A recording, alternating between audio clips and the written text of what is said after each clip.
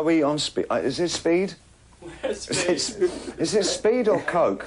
I can't tell. This is the wild story about how David Bowie and Dennis Hopper decided to sneak cocaine into a psych ward for Iggy Pop, all doing it while dressed in spacesuits. So in 1975, Iggy Pop was involuntarily entered into a psych ward off the back of his growing and seemingly unstoppable drug addiction. His creative career and personal life was hurtling towards ruins, and so those around him decided that he needed professional medical help. And when your back is truly against the wall, anyone will tell you that friends are few and far between, with a select few actually coming through for you. But in Iggy Pop's case, those select few were none other than David Bowie and Dennis Hopper. And while they were always loyal friends, happy to commit themselves to whatever cause that Iggy Pop had found himself in, they weren't always good influences, and they contributed to some moments that really questioned the meaning of friendship. I know a lot of people in what I do really felt that, you know, they had to be out there in this certain way to work. And so here the ex-Stooges man was, with his back truly against the wall, nose diving into a cocaine addiction after the breakup of the band, and left stranded in Los Angeles without a hope in hell, let alone a band to play with. Surrounded by the growing cocaine problem in California, the rock and roll struggled to find any resolve to quit drugs. They constantly found themselves in surroundings that just supported his addiction. But anyway, come 1975, Iggy spent his day completely out of his mind, not making music and crashing whatever party he could find.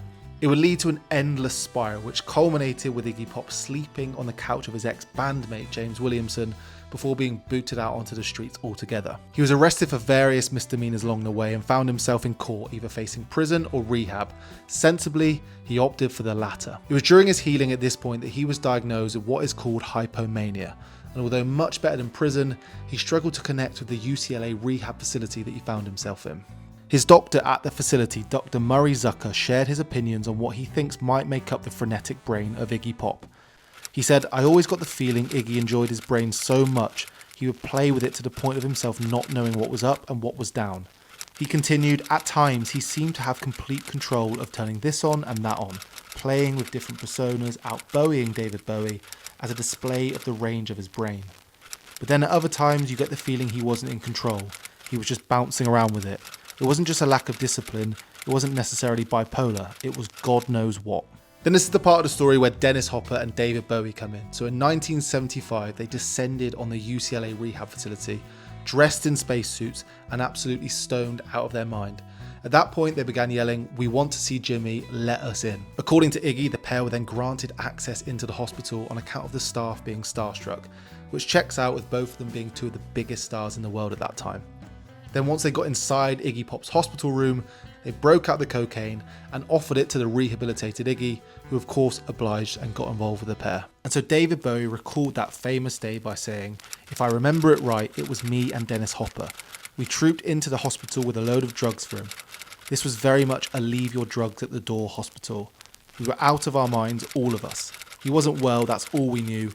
We thought we should bring him some drugs because he probably hadn't had any for days." But Bowie wasn't of sound mind himself. This came at a time in his life when cocaine was less of a joy and more of a day-to-day necessity.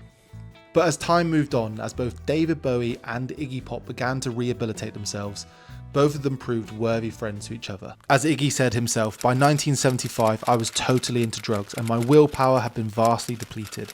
But still, I had the brains to commit myself to a hospital, and I survived with the willpower and a lot of help from David Bowie. I survived because I wanted to."